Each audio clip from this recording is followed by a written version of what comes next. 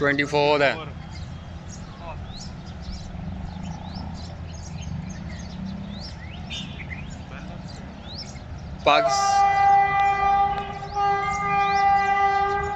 Pakistan Railways के लघु भाई आ रहे हैं। RGE-24, RGE को हम लघु भाई कहते हैं। और मियाँ वाला आ रहा है ना इनका,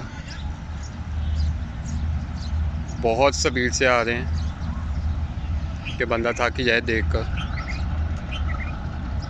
थोड़ी सी नौचप की है, फ्लैट कार्स हैं और पीछे ब्रेक वैन है और पीछे कुछ लोग भी मौजूद हैं।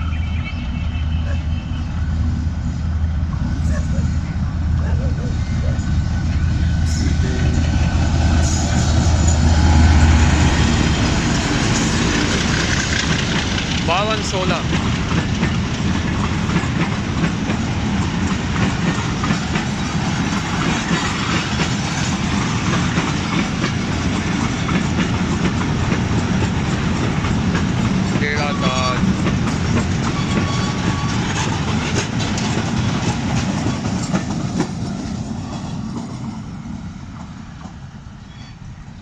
ये थी एक अदद मालगाड़ी जो कि काना काछा के अबैंडन रेलवे स्टेशन से पास हुई है।